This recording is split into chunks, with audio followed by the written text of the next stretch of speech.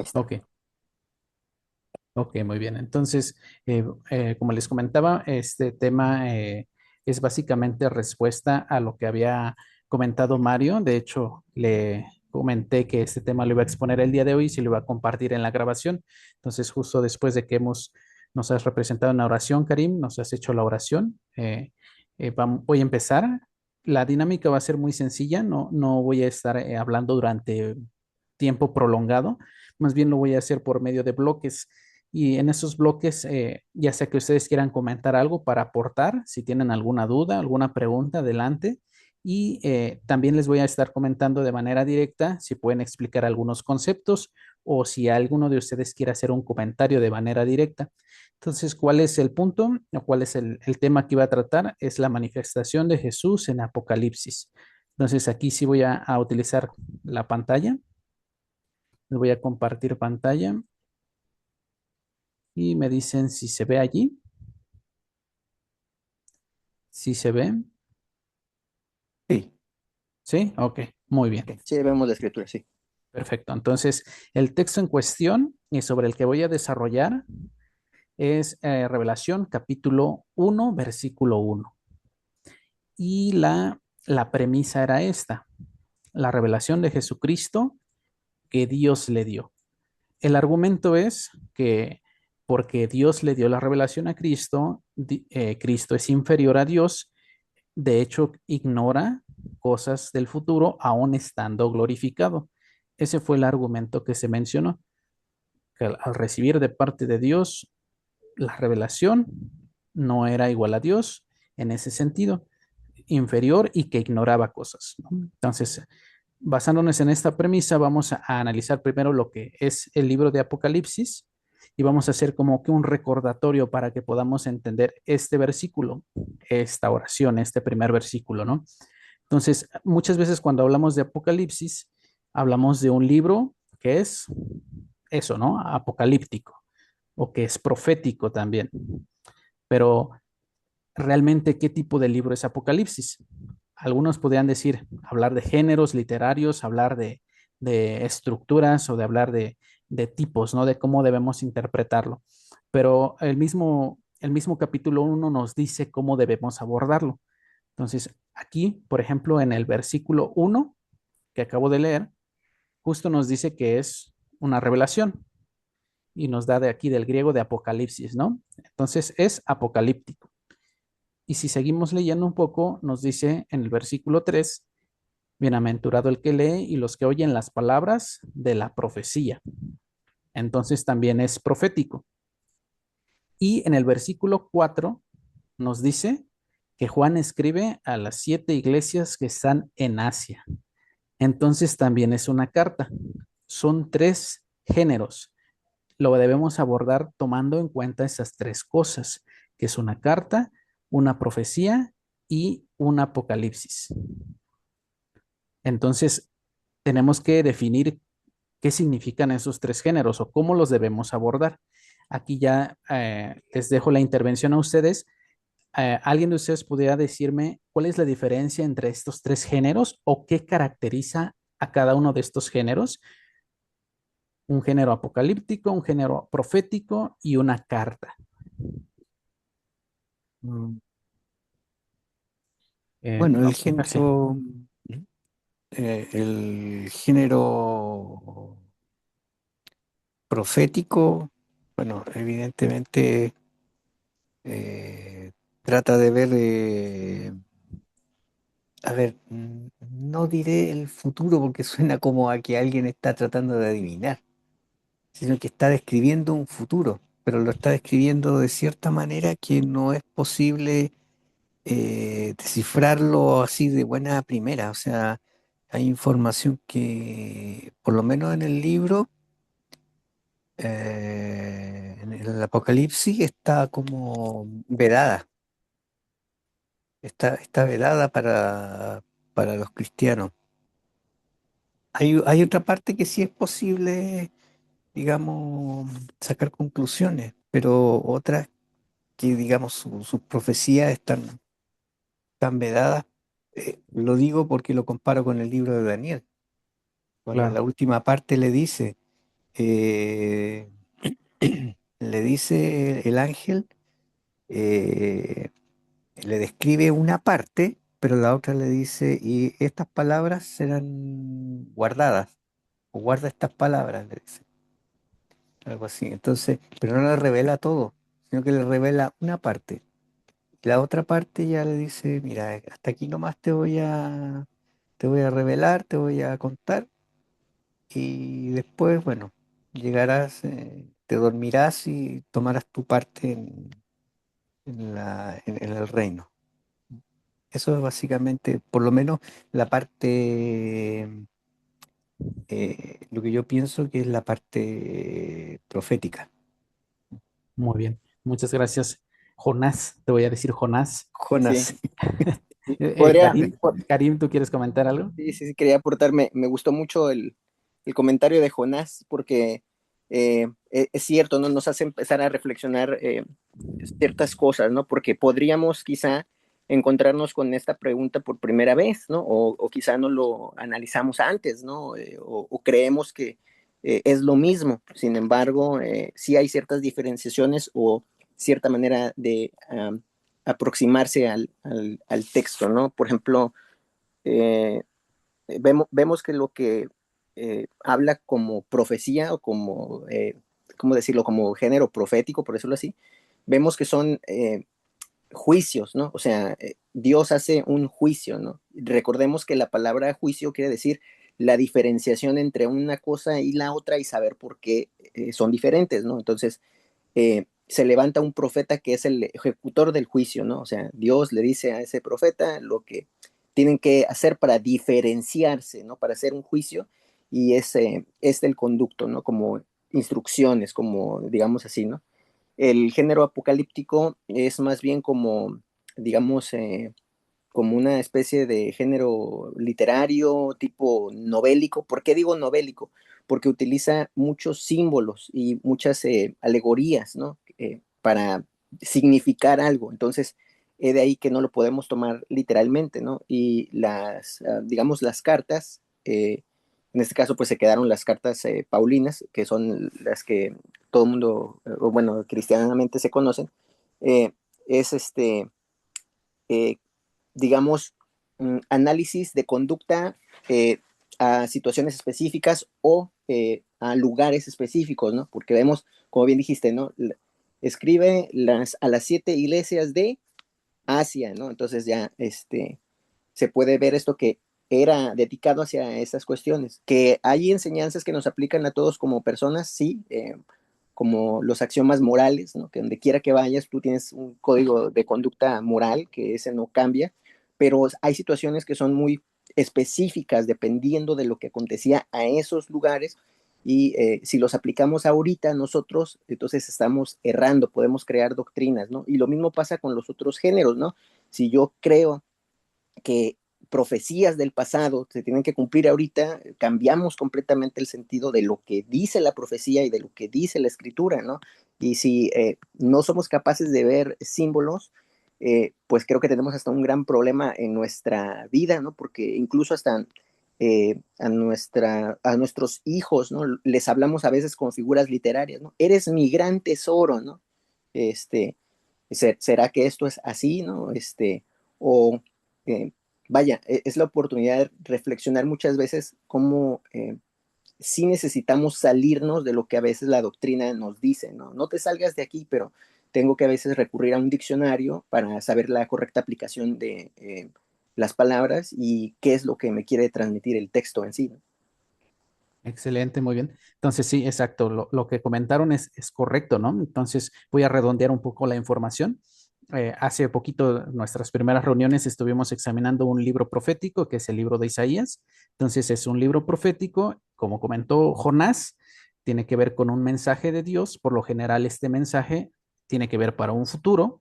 En ese caso, hablamos de Ciro, ¿no? Que se estaba anunciando que para un futuro iba a ser el que iba a libertar a la nación, ¿no? Entonces, ese es un género profético. El objetivo principal normalmente de un género profético es el arrepentimiento, cambiar el camino, ¿no? Se le estaba hablando a la nación judía para que cambiara su camino, cambiara su mente, se arrepintiera y entonces por eso se le manda un profeta. Ese es el objetivo principal normalmente de un género profético. Y en este género se utiliza por lo general también a naciones o eventos de la historia que se utilizan para disciplinar o para restaurar al pueblo. Y eso fue lo que pasó, ¿no? En ese libro, ¿no? Tenemos ejemplos como el libro de Isaías, el libro de Jeremías, los profetas menores, que son libros proféticos, ¿no? Y tal como comentaste también tú, Karim, el género apocalíptico es eso, ¿no? Es un género que describe visiones. Hay simbolismo extremo porque vamos a ver bestias, dragones, números, colores, todo eso es lo que se va a ver en un género profético, perdón, apocalíptico. Y entonces aquí tenemos ejemplos como lo que es una parte del libro de Daniel, el libro de Ezequiel y el libro de Apocalipsis mismo, ¿no? Que le da el nombre a ese género. ¿Cuál es el objetivo principal de un género apocalíptico? Aquí no se busca el arrepentimiento, se busca la perseverancia, se busca que los que están siendo perseguidos puedan seguir adelante, puedan mantenerse con esperanza, porque entonces se les dice que Dios tiene el control del reloj, del tiempo, ¿no? Y normalmente se hace un contraste entre una era y otra era. Eso es por lo general un género apocalíptico. Entonces, vemos profecía, arrepentimiento, apocalíptico, perseverancia, esperanza. Y en el género de la carta también exactamente, ¿no? Está situado en cuanto a un lugar geográfico. Aquí en este caso se le está escribiendo a las siete iglesias que están en Asia. Se habla sobre situaciones en específico, ¿no? Por ejemplo, una carta, tenemos la carta a los Corintios, la carta a los tesalonicenses, donde se hablan de cuestiones específicas, situaciones que están pasando en una congregación exacta. Uy, perdón. Y entonces esto es una carta, ¿no? Así que Apocalipsis es un libro que tiene todo esto y debemos saber cómo abordarlo teniendo en cuenta todos estos géneros, todos estos conceptos que tenemos aquí, porque si no, entonces no lo vamos a entender o lo vamos a malinterpretar, ¿no? Y entonces vamos a interpretar o analizar el primer versículo. ¿Alguien quiere comentar algo más antes de que analice el primer versículo? Todo bien, ¿verdad? Entonces, vamos a empezar con el libro, el primer versículo que dice la revelación de Jesucristo. Entonces vamos a analizar algo que ya conocemos, por lo general todos, cuando hablamos del significado de Apocalipsis, ¿no? Voy a utilizar aquí el interlineal. Entonces tenemos aquí la palabra Apocalipsis y que ya sabemos que es quitar el velo, ¿no? Quitar la cubierta. Pero aquí dice de Jesús. Entonces, el primer versículo inicia con esto, quitar la cubierta de Jesús, quitar el velo de Jesús. ¿Por qué es necesario quitar el velo de Jesús? ¿Por qué sería necesario quitar el velo? ¿Qué dirías tú, Jonás? ¿O qué dirías tú, Karim? ¿Por qué es necesario quitar el velo de Jesús? Porque es con lo que inicia el libro de Apocalipsis. ¿Qué se les ocurre? Y ¿O que recuerdan? Adelante, Karim. Sí, me gustaría, aunque no es una manera, una buena manera, una manera correcta de responder, que no se responden preguntas con preguntas o símbolos con símbolos, pero me sí, gustaría aportar que es importante esto de quitar el velo de Jesús, no por la cuestión de que estemos quitando a Jesús, sino que hay que quitar el velo para poder ver a Jesús, ¿no? ¿Cómo es esto? Sí, en el pasado tenemos este ejemplo, ¿no? De que el pueblo, cuando estaba reunido en el desierto, se veía a través de espejos de bronce, ¿no? Y entonces estos reflejaban, pero no reflejaban por completo, o sea, con detalle las cosas, ¿no? Su imagen estaba distorsionada, ¿no? Entonces, al quitarse el velo y ahora tener acceso a Cristo, esa es el enfoque que tenemos que tener para no errar en tanto la interpretación de la historia misma, que toda la narrativa, toda la historia de las escrituras hablan del Cristo, todos los sacrificios están hablando de Cristo, la ejecución del Evangelio es por Cristo y bueno, la redención, salvación y beneficios que obtenemos es por ello, ¿no? O sea, todo apunta hacia esta figura que se distorsiona a través de nuestras participaciones en grupos o en religiones. Y bueno, creo que es un excelente llamado de atención, ¿no? Que está en la misma escritura, que quitemos el velo y podamos percibir bien las cosas. Muy bien, excelente, Eh, Karim. Jonás, mira, adelante. sí, mira, es que aquí cuando dice una revelación de Cristo, eh, también, no sé, yo veo al poquito, a lo mejor pues suene algo rebuscado, pero cuando habla quitar el velo, me acordé de cuando murió Jesús en la cruz, el velo del templo se rasgó y ya se podía ver hacia el otro lado. Excelente. Entonces, Ujú, sí, sí, adelante, adelante. claro, entonces la revelación de Cristo sería como dar a conocer, dar a conocer al Cristo quitando el velo que nos separaba de él, o algo así. O sea, digamos, eso es lo que se me viene a la mente. Está bien, Jonás. Justo acaban de dar en el clavo en los dos puntos, porque vamos otra vez al interlineal. Vamos a entrar aquí a la palabra, en el Strong. Entonces, la palabra apocalipsis es revelación, manifestación o manifestar, ¿no? Entonces, en base a eso le puse el tema de la manifestación de Jesucristo en Apocalipsis. Karim mencionó algo que es la base de todo, ¿no? Él es el centro del mensaje. Jesús siempre ha sido el centro del mensaje, ¿no? Y algo que tú acabas de mencionar también, Jonás, él, él fue quitado el velo, ¿no? Vamos a ver lo que acabas de comentar y justo es a lo que iba a ir también. En Mateo 27,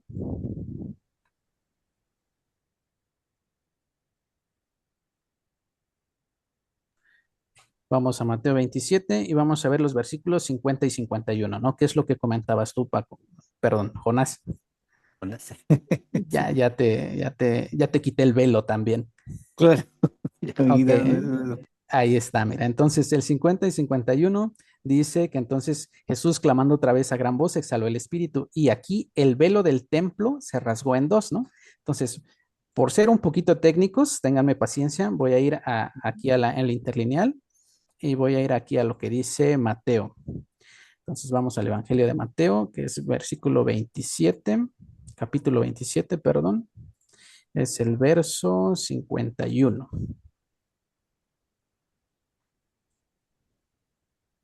Vamos a ver si agarró o no agarró. Así, aquí está. Entonces vamos a buscar lo que es la palabra velo y dice la cortina, ¿no? Y es esta palabra, esta. Esta es la palabra que tiene que ver con velo, ¿no? Ahí en Mateo 27. Y vamos a ir a donde se habla precisamente sobre eso. Vamos a ir a otro versículo que tiene que ver, donde se nos revela que tiene que ver el velo. Vamos a Hebreos 10. Aquí en Hebreos 10 vamos a los versículos que tienen que ver con eso en el versículo 20. Entonces se habla sobre Jesús mismo, ¿no? Sobre ese suceso. Entonces, hermanos, puesto que tenemos confianza para entrar al lugar santísimo por la sangre de Jesús, por lo que aconteció, lo que mencionaste, Jonás, lo que vimos en Mateo 27, al quitarse el velo, dice, por un camino nuevo y vivo que Él inauguró por nosotros por medio del velo, es decir, su carne. Aquí está. Esa es la parte importante. ¿Por qué?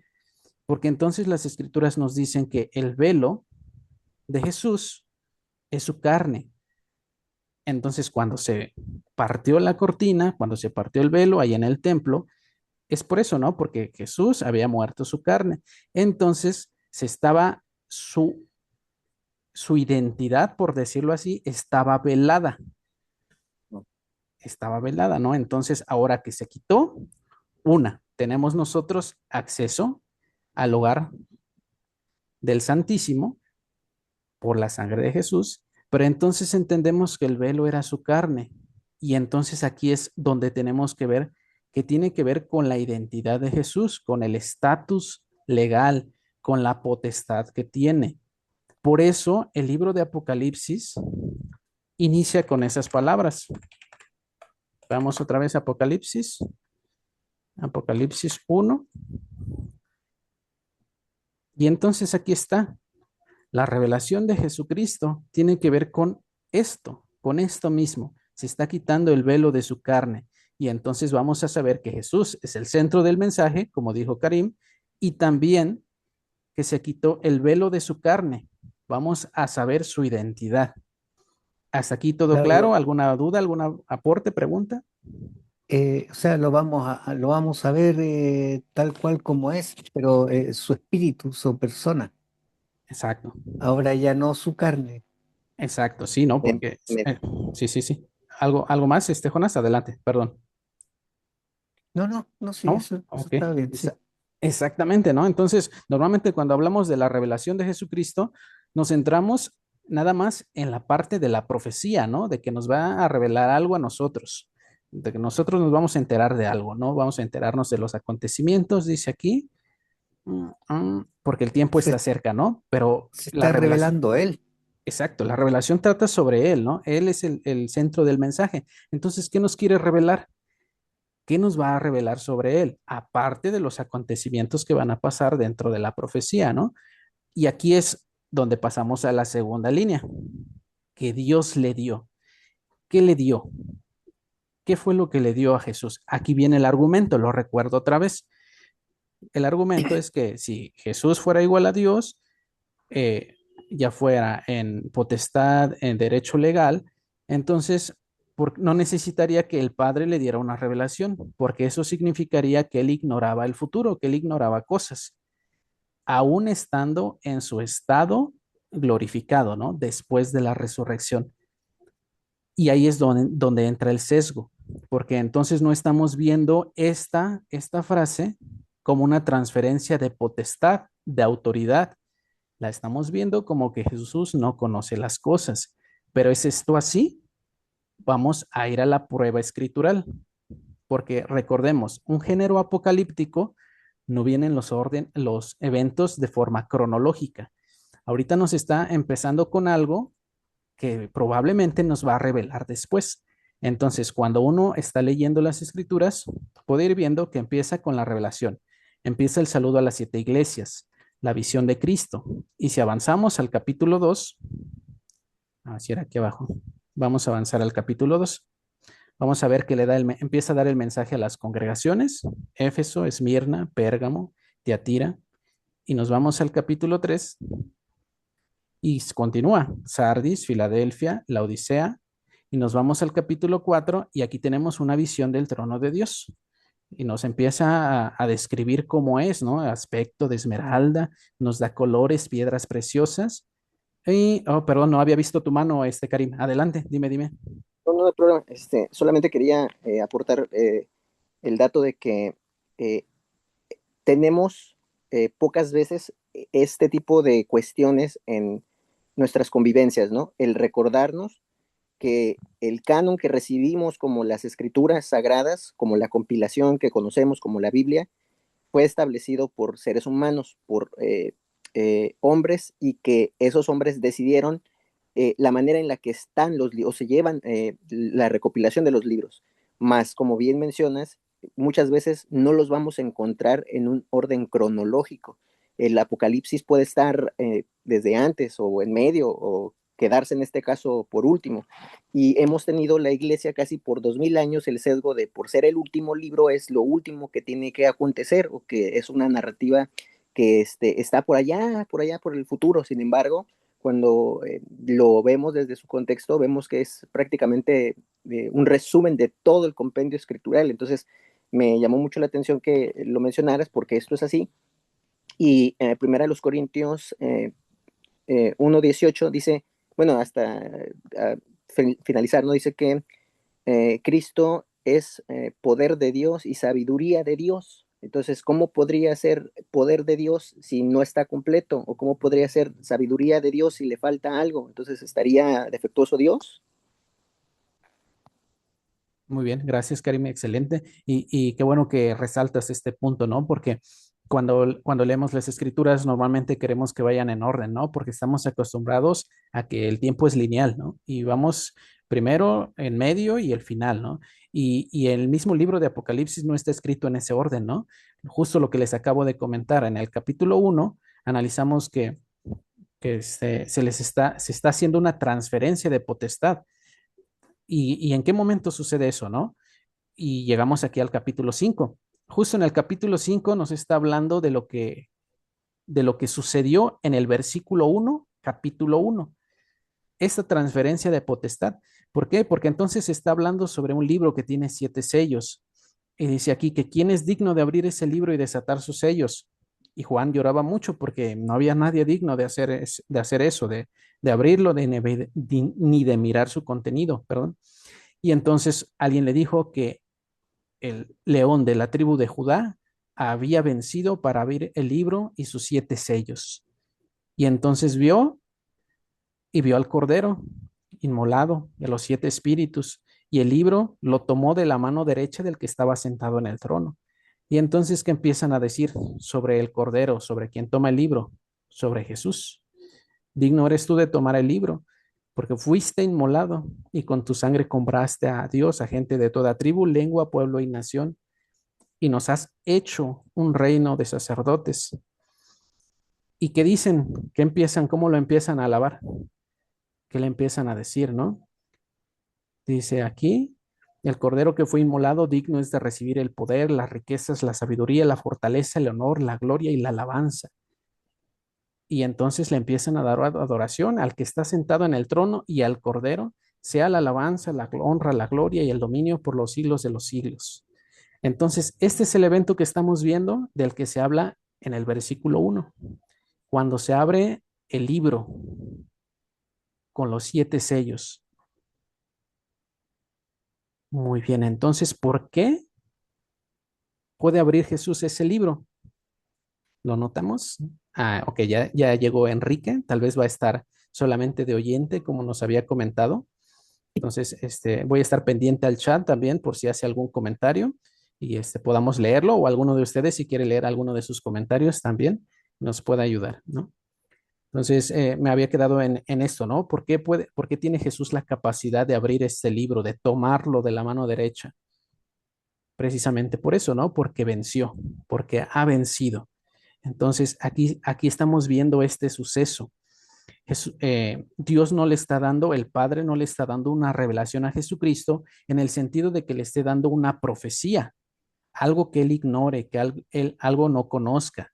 Es una transferencia de potestad, el derecho legal, la transferencia de autoridad. Por eso se dice lo que se dice en este capítulo y en los versículos que acabo de leer de manera parafraseando. Entonces, En el 5, sí, en el versículo, el capítulo 5, versículo 5. Claro, porque dice uno de los ancianos me dice, no llores, mira, ha triunfado el león de la tribu de Judá, el retoño de David, podrá abrir el libro y sus 7 sellos. exacto. Exacto, ¿no? Entonces, este es el momento. Entonces, ¿alguien más quiere comentar algo? ¿Tiene algún aporte, alguna aclaración, duda? Ok. Entonces voy a regresar al capítulo 1. Ya entendimos esta parte. ¿Qué fue lo que recibió Jesús? Entonces vamos al ver aquí en este mismo capítulo, porque es la misma escritura la que nos está diciendo las cosas. Vamos a ver aquí. Es el versículo 17 y 18. Y nos relata nuevamente sobre la visión de Cristo, aquí el apóstol Juan. Cuando le vi, caí como muerto a sus pies, y él puso su mano derecha sobre mí, diciendo, no temas, yo soy el primero y el último, y el que vive, y estuve muerto. Y aquí estoy vivo por los siglos de los siglos, y tengo las llaves de la muerte y del Hades. ¿Qué les parecen estos versículos? ¿Cómo los ven? ¿Qué Le más entregaron, revelan? ¿Sí? Sí, entregaron Paco. poder. Ah, perdón, le entregaron poder. Se le dio poder, se le dio potestad y dice que le entregaron las llaves de la muerte y de la vida. Exacto. Exactamente, Jonás. Nos indica tres cosas importantes, ¿no? Un título, yo soy el primero y el último. Nos dice que estuvo muerto y efectivamente le entregaron las llaves de la muerte y del Hades. Tres cosas. Vamos a analizar una por una estas tres cosas. El título que dice aquí, el título que reclama, yo soy el primero y el último. ¿Qué podemos decir de esto? ¿Alguien quiere hacer algún aporte? ¿Alguien tiene duda de qué quiere decir yo soy el primero y el último? ¿Dónde recuerdan haber leído ese título en algún momento en las escrituras? ¿Recuerdan la concordancia, por decirlo así? La vamos a buscar. En cualquier momento que levanten su mano, siéntense en la libertad de dar un comentario. Estaré atento a sus manos. Entonces nos vamos al libro de Isaías y aquí nos habla todo el capítulo 44 sobre el Señor es el único Dios, según el subtítulo, ¿no? Nos vamos a centrar en el versículo 6, pero voy a leer desde antes hasta llegar al 6. Son 8 versículos. ¿O alguien me podría ayudar a leer los 8 versículos? Isaías 44, Isaías 44, Isaías 44, 6 del 1 al 8. del 1 al 8. Isaías 44, del 1. Se me queda pegada se me queda Sí, pegada la hoja. ok. Ahí está, Isaías 44 del 1 al 8. ¿La leo? Sí, por favor. Sí. Ya, voy a leer la de la Biblia de Jerusalén. Dice, ahora pues escucha Jacob, siervo mío, Israel, a quien yo elegí. Así dice Yahvé que te creó, te plasmó ya en el seno y te da ayuda. No temas, siervo mío, Jacob, Yesurún, a quien yo elegí. Derramaré agua sobre el sediento suelo, raudales sobre la tierra seca. Derramaré mi espíritu sobre tu linaje, mi bendición sobre cuanto de ti nazca. Crecerán como en medio de hierbas, como álamos junto a corrientes de agua. El uno dirá, yo soy de Yahvé. El otro llevará el nombre de Jacob. Un tercero escribirá en su mano de Yahvé y se le llamará Israel. Así dice Yahvé, el Rey de Israel y su Redentor, Yahvé Sebaot. Yo soy el primero y el último. Fuera de mí no hay ningún Dios. ¿Quién como yo que se levante y hable, que lo anuncie y argumente contra mí? Desde que fundé un pueblo eterno, cuanto sucede que lo diga, y las cosas del futuro que las revele. No tiemblan ni teman. ¿No le he dicho y anunciado desde hace tiempo? Ustedes son testigos. ¿Hay otro Dios fuera de mí? No hay otra roca. Yo no lo conozco. Yo no la conozco. Muchas gracias, Jonás. Aquí está el capítulo 44 en sus primeros versículos. Entonces, nos podemos centrar en el verso 6, pero antes vamos a escuchar el comentario de Karim. Adelante. Muchas gracias, mi brother.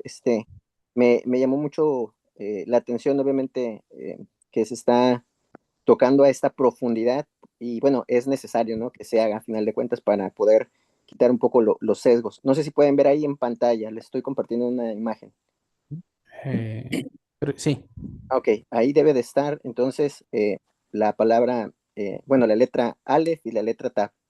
¿Por qué traigo esto a colación? El texto que estamos viendo en Apocalipsis es recopilado en griego, pero según la cultura, de ahí que tenemos que analizarlo de muchas perspectivas, ¿no? La cultura es la hebrea. ¿Qué hablaban los hebreos? Pues hebreo, ¿no? También arameo, pero obviamente hebreo. Y curiosamente, la primera y la última de las letras de lo que es el alefato, su alfabeto, por decirlo así, es Aleph y Taf, lo que sería alfa y omega. Y en el pictográfico, la manera en la que se escribían la Aleph y la Taf, el alfa y la omega en hebreo, tienen estos símbolos, una X o una cruz y una cabeza de buey. Y esto es muy interesante porque todo esto que estás refiriendo está muy relacionado con lo que sería esto, lo que le llaman el Pentateuco, ¿no? Los 5 primeros libros, ¿no?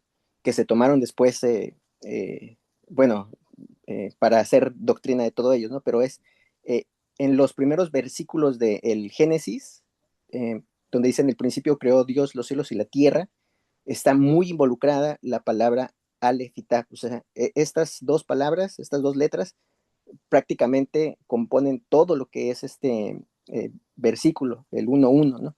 Y está interesante porque Aleph significa cabeza de buey, o cabeza, o líder, o jefe, o primero, o el direccionador, el que señala, ¿no?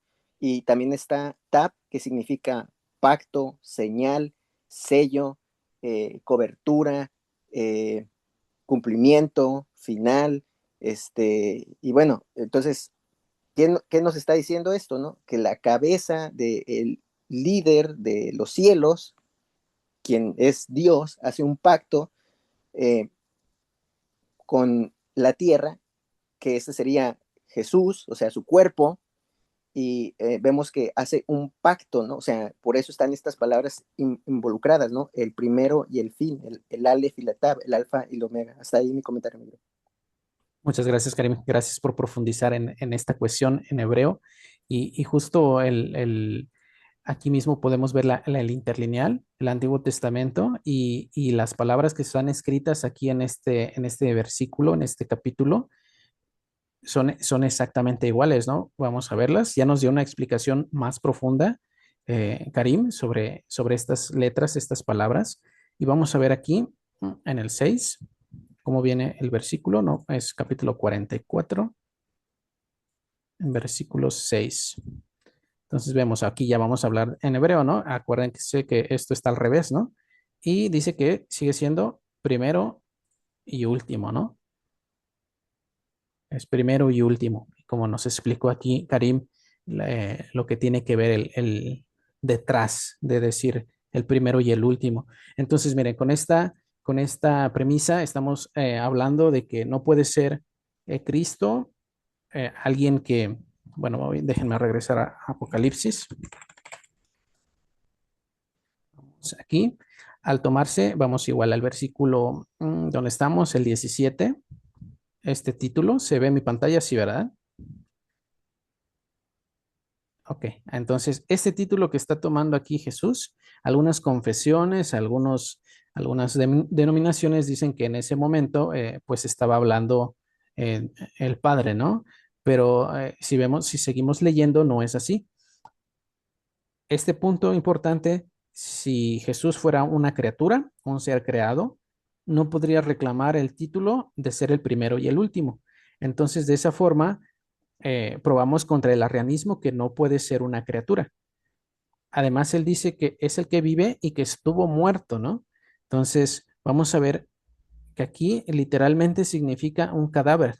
Entonces, el único que murió, bueno, que sabemos es Cristo, ¿no? Y él mismo nos está revelando esto. Yo soy el primero, el último, el que vive y estuvo muerto, y he aquí estoy vivo por los siglos de los siglos. Entonces aquí también se destruye la herejía de que no fue carne, ¿no? Lo que sucedió, que solamente era un holograma, un espíritu, que no fue una muerte lo que sucedió. Y claramente en la forma de hombre en su naturaleza humana, él mismo está diciendo que estuvo muerto, ¿no? Muy bien. Y la última parte, tiene las llaves de la muerte y del Hades. Entonces tiene el poder, jurisdicción, gobierno absoluto. Jonás, adelante. Mira, cuando dice yo soy el primero y el último, o sea, estaría diciendo en el fondo que Él es el primero en ser engendrado, me parece, y el último porque es el primero y el único en ser engendrado. El único en su clase. Claro, el único en su clase, por eso el primero y el último, o sea, es las dos cosas al mismo tiempo. Muy bien. Entonces, una vez analizado esto, vayamos a los evangelios nuevamente y vamos a ver aquí algo que conocemos y hemos repetido muchas veces, pero tal vez no lo hemos visto de esta forma, porque no hemos contemplado esta visión al momento en el que Jesús lo dijo.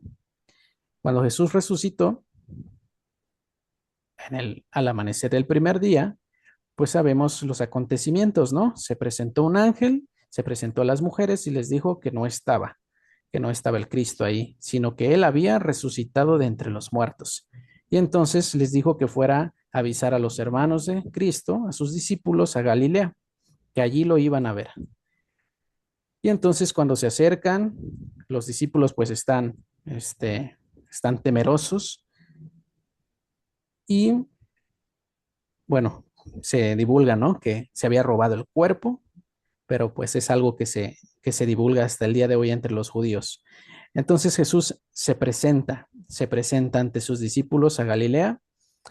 Dice que cuando le vieron, algunos le adoraron y otros dudaron. Pero entonces Jesús dice la parte importante. Él dice, toda autoridad me ha sido dada en el cielo y en la tierra. Toda potestad me ha sido dada en el cielo y en la tierra. Tengo el derecho legal tanto en el cielo como en la tierra. Y ya da el mandato de lo que se debe hacer, ¿no? Entonces, esto que se está comentando aquí, que está diciendo Jesús, fue algo que les fue revelado mucho tiempo después, algo que entendieron mucho tiempo después. Y justamente lo estamos analizando en el libro de Apocalipsis. Me pregunta Enrique Ornelas, ¿cuál es el tema? Oh, perdón, Quique. El tema es la manifestación de Jesús en Apocalipsis. Entonces, mm, ok, esto que estoy comentando aquí es justo lo que estamos analizando en el capítulo 1 y el capítulo 5 de Apocalipsis. Aquí analizamos que se reclama el título más alto, el primero y el último, de acuerdo con Isaías 44, donde leí, mismo Jonás nos ayudó a leer todos los primeros versículos, los primeros 8 versículos, y es un título que se reclama solamente para una sola persona. Bueno, un solo Dios. ¿Me permitirías, mi brother, hacer un comentario ahí? Perdón. Adelante, adelante, Karim. Y me queda, vaya, viene a colación porque mm, es curioso, ¿no? Dice, creo que es Colosenses, ¿no? Es Colosenses que dice, porque en Él fueron creadas todas las cosas y Él es antes de todas las cosas y todas las cosas en Él subsisten, ¿no? Y luego, cuando Él sostiene este título, porque lo está implicando en sí mismo, dice, yo soy el alfa y el omega, o sea, no que voy a hacer, ¿no? Sino que yo soy, ¿no? Que es el mismo título, digamos, de la descripción de Dios, ¿no? Porque Dios no tiene principio ni final, ¿no? O sea, Él simplemente es. Entonces me llama la atención cómo el mismo Cristo está haciendo esta declaración, porque algunos de los, digamos, argumentos que se presentan para esta cuestión es que Cristo nunca afirma tener, digamos, un paralelismo directo o una equiparación a Dios, ¿no? Sin embargo, aquí estamos viendo esta cuestión, que es el que está comentando esto en el libro de Apocalipsis, ¿no? Y está tomando los títulos que se le brindan a Dios en Isaías 44 y 48. Exactamente, exactamente. Entonces, aquí analizamos, recordemos que estamos quitando la cubierta, aquí estamos quitando el velo. Bueno, no nosotros, ¿no? Lo quitó Dios mismo y está quitando el velo de quién es Jesús. Estamos demostrando la identidad eterna que tiene y la igualdad que tiene con el Padre en ese sentido. Vamos a un texto con el que empieza Juan. ¿Quién escribió en la carta, el Apocalipsis? Juan. Vamos al Evangelio de Juan y Apocalipsis lo inicia con esa revelación y Juan también le inicia con esa revelación. En el principio existía la palabra o el verbo, dice aquí la palabra también, y el verbo estaba con Dios y el verbo era Dios y él estaba en el principio con Dios, dice aquí esta traducción. Entonces, ahí mismo estamos entendiendo un poquito mejor lo que dicen las escrituras. ¿Por qué dijo que estaba muerto, no? Porque también lo podemos analizar en Filipenses. Filipenses, capítulo 2. Vamos a Filipenses.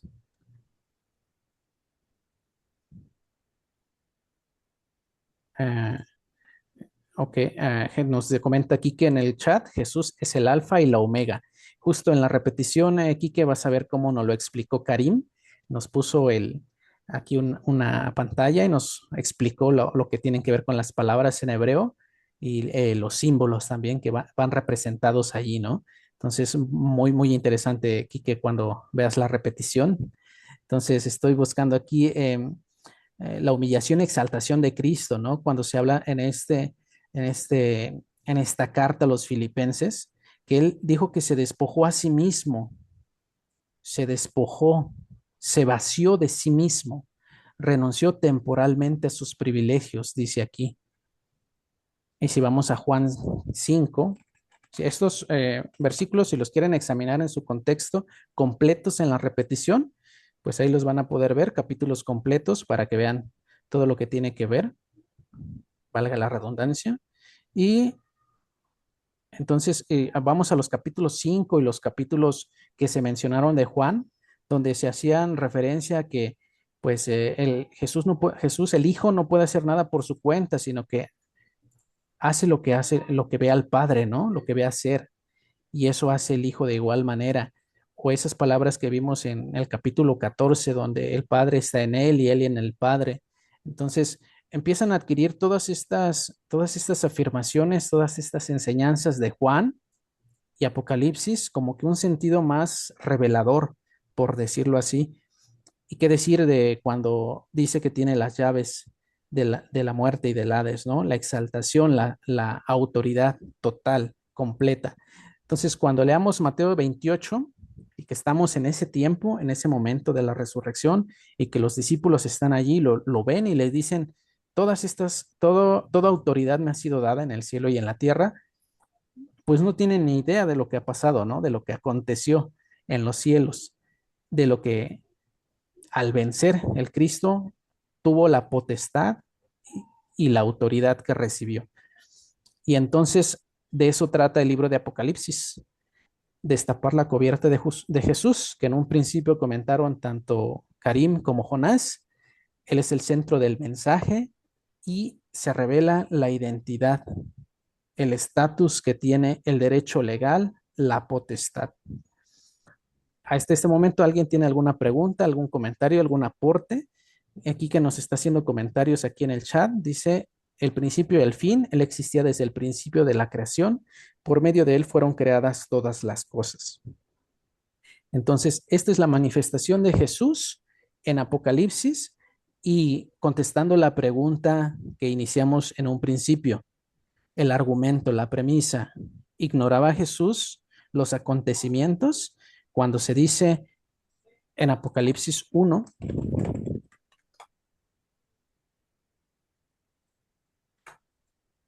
en el versículo 1, cuando dice la revelación de Jesucristo que Dios le dio, se trataba de una profecía de información que ignoraba o de autoridad y potestad lo que se le entregó. Ahí está. Pues esa es la información. Ustedes mismos pueden llegar a sus conclusiones, pueden analizar toda esta exposición de manera más profunda y llegar a una conclusión, tal vez. Y si no es así, anotar sus preguntas, sus dudas, y en algún momento las pueden exponer para seguir analizando este tema. Excelente, mi hermano. ¿Me dejas hacer un último comentario? Adelante, adelante. Vemos cómo Colosenses 2:9 al 11 nos dice lo siguiente, ¿no? Pues en Cristo habita toda la plenitud de Dios en un cuerpo humano. Estoy leyendo la Nueva Traducción Viviente. Okay. De modo que ustedes también estén completos mediante la unión con Cristo, quien es la cabeza de todo gobernante y de toda autoridad.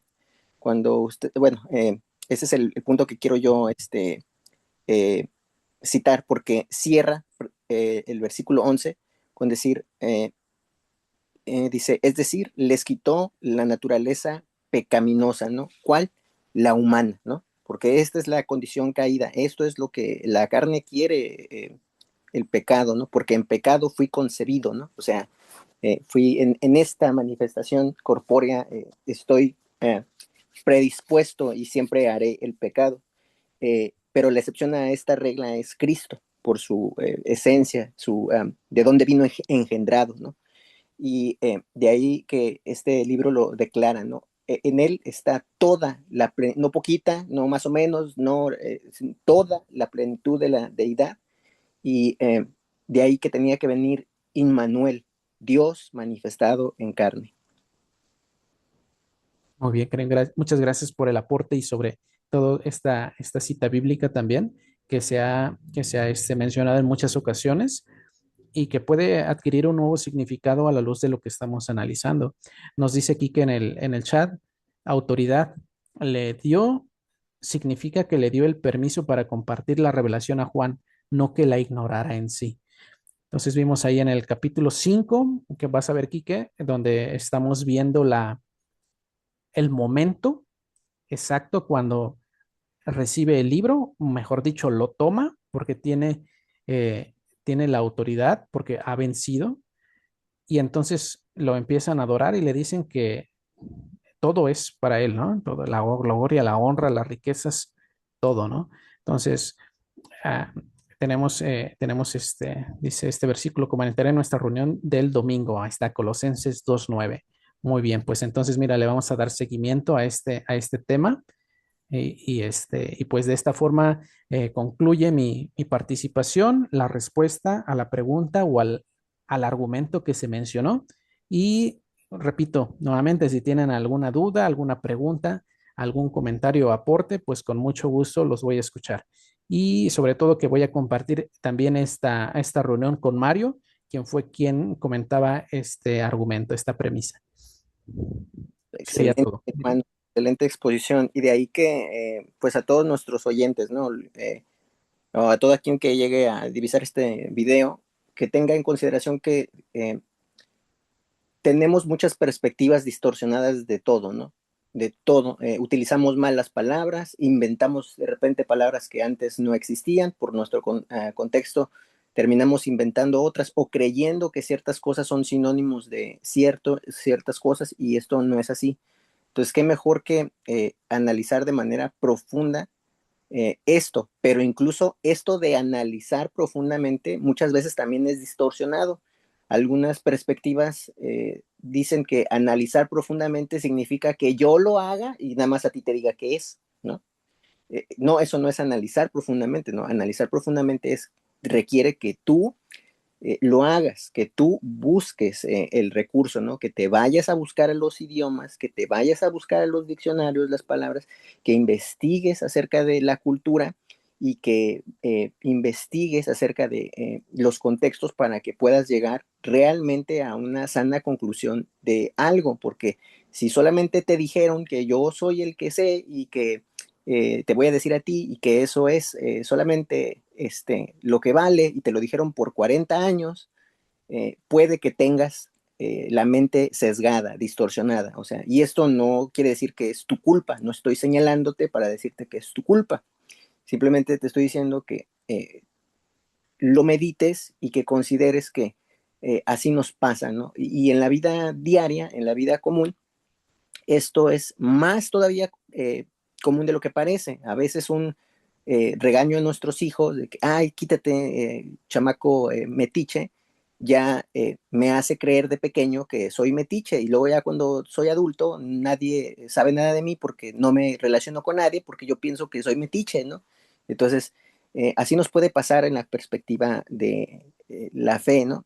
Hay una historia que dice que la mamá de una figura muy importante llevaba a su hijo a la escuela y recibió una carta de la escuela que decía, su niño es un poco retrasado, le pedimos por favor que lo saque de la escuela y que lo ponga a estudiar usted aparte, ¿no? Entonces el niño preguntó un día de estos, ¿por qué no me vas a llevar a la escuela, mamá?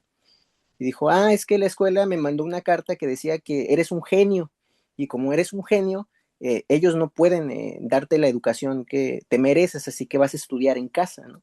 Y ese niño terminó siendo una gran personalidad de la historia, ¿no? O sea, a lo que voy es, lo que meten en nuestra mente tiene grandes consecuencias, grandísimas consecuencias en nuestra vida y lo que no queremos es que lo tenga en la fe, ¿no? Porque si no nos importara, si nosotros fuéramos unas personas que dijéramos estas cosas por afectar a alguien, no lo haríamos, obviamente, con esa intención, porque, o sea, es de ahí que es más fácil eh, creer en una mentira que creer en la verdad, porque la mentira parece fácil, o sea, es sencilla, pero las verdades son complicadas, requieren de involucramiento de muchas cosas y no cualquiera puede sostener una verdad, ¿verdad? Entonces, eh, creo que es un, no solamente excelente análisis escritural, mi hermano, sino que es un consejo de vida que todo mundo debería de repensar. Excelente, Karim. Que Jonás también tiene la mano levantada. ¿Tienes, Jonás? Eh, Mira, aquí en el versículo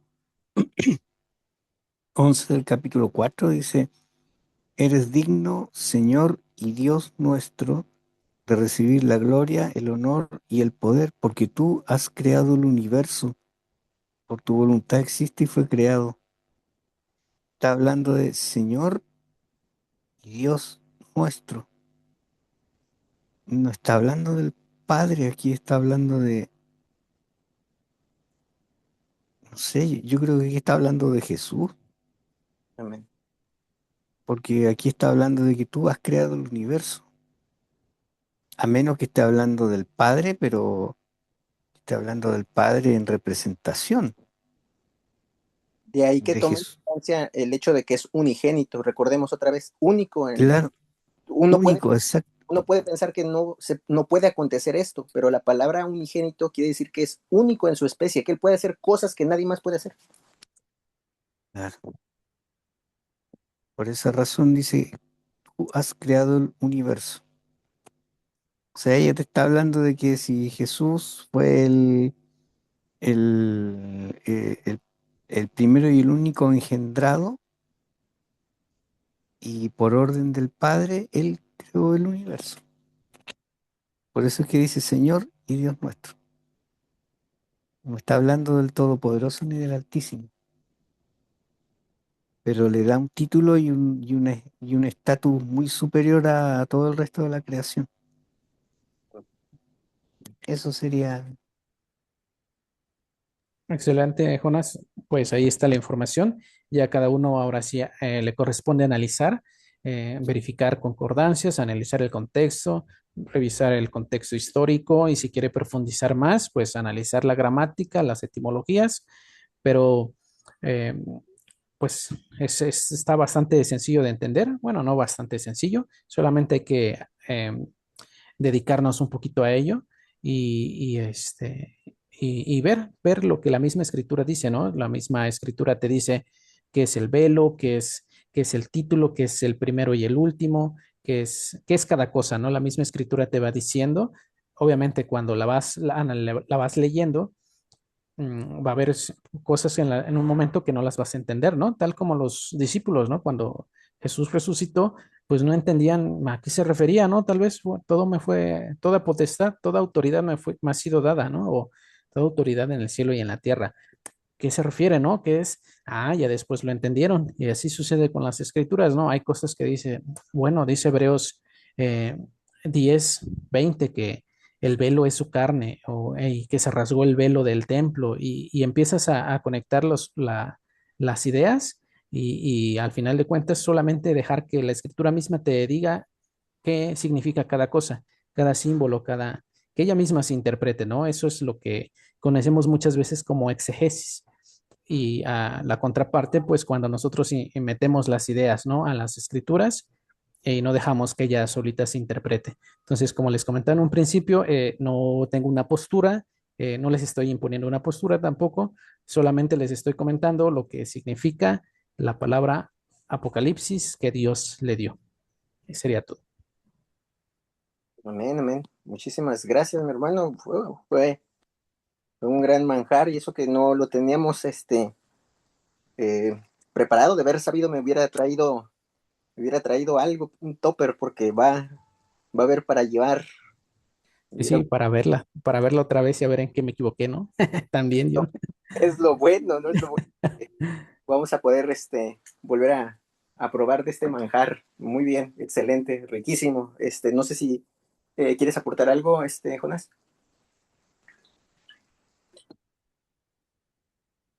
Y ya se nos atragantó. Ah, no, Ah, no, que Está estaba justo, comiendo, Jonás, ¿no? sí, estaba leyendo aquí el versículo, es que empecé a retroceder un poquito, el versículo 7, el 8, una alabanza que dice, Santo, Santo, Santo, Señor, Dios Todopoderoso, y lo comparo con el 11, dice, Señor y Dios nuestro, de recibir el honor, el poder, pero no dice la adoración, dice el honor. ¿En cuál Bueno, versículo estás? ¿En cuál versículo estás? estaba comparando el versículo 8, donde hay una alabanza, Ajá. donde se repite 3 veces santo, en el capítulo 4, donde se da 3 veces santo, santo, santo, y lo comparo con el 11. Eres digno, Señor y Dios nuestro, de recibir la gloria, el honor y el poder. Pero acá hace una diferencia, porque en el de arriba dice, en el 8 dice, Santo, Santo, Santo, Señor Dios Todopoderoso. Pero acá dice, eres digno, Señor y Dios nuestro, porque tú creaste el universo. Entonces aquí está hablando de dos personas, no está hablando de uno. Bueno, y tenemos en claro esto, en la oración modelo, cuando nos dice el Cristo, hágase tu voluntad, ¿no? En la tierra como se hace en el cielo, ¿no? En Y el cielo. me apedrearían algunas denominaciones del cristianismo. Bueno, esta postura de la geografía bíblica, o la representación, está esparcida por toda la escritura, ¿no? Porque se hace el tabernáculo, que era una copia de quién, del tabernáculo del cielo, ¿no? O sea, se da, digamos, un mediador en la tierra, como había un mediador en el cielo, ¿no? Pero ya con el Cristo, ahí está el tabernáculo, porque Cristo es la habitación de Dios, Cristo es el tabernáculo de Dios, Cristo es la nueva ciudad prometida, o sea, Cristo es aquel que se le someten todas las cosas, en él fueron creadas todas las cosas, ahí está la plenitud de la deidad, o sea, no poquito, no más o menos, no cuando sí, no cuando no, ahí está escrituralmente esto, ¿no? Y, y bueno, como lo hemos comentado, ahí exponemos los versículos para que lleguen gente a sus conclusiones, pero hay que considerar muchas veces que seré yo el que tengo que cambiar mi perspectiva, ¿no? Que puede que sea yo el que he creído mal las cosas, ¿no? Una de las cosas que quiero traer a colación con esto es que yo antes pensaba que la crítica era mala, ¿no? Yo participé en concursos de oratoria cuando era pequeño, y en esos concursos de oratoria había muchas críticas. Tienes que pasar al área de críticas, ¿no? Y ahí comprendí que la crítica no significaba algo malo. Tenía amigos o compañeros dentro de los concursos que literalmente entraban en pánico, o sea, estaban a punto de hacerse pipí en los pantalones porque tenían que pasar al área crítica. Y yo no entendía este concepto, ¿no? Y es que me va a dar miedo porque me van a decir algo. Pero lo que nos dicen los críticos, aunque suene feo o aunque requiera más trabajo, porque ahí es donde comprendí, es que nos van a poner a practicar más, o es que nos van a poner a hacer más esto. Aunque suene a más trabajo, una crítica siempre es benigna. O sea, consideramos que si alguien critica mi manera de creer, me está ofendiendo. Sin embargo, la crítica me está queriendo dar a entender que necesito hacer algún cambio para mal. No, el cambio que me está requiriendo la otra persona hacer es para mi propio bien. Es para mi propio bien, para que a mí ya no me vuelva a pasar eso, para que a mí no me vuelva a confrontar a ideas equívocas. O sea, cuando alguien me dice que hay otra perspectiva, necesito considerarla, no necesito evadirla. Muchas veces por como nos crían en nuestros países, como nos crían las iglesias, como se nos mete la religión, podemos pensar que esto no es así. O sea, muchas veces tenemos la idea de que tengo que ser obediente, tengo que obedecer, obedecer y tengo que ser obediente. Sin embargo, lo que nos dice la escritura es que si soy obediente o no soy obediente, eso no es importante, porque lo importante es quién sí fue obediente.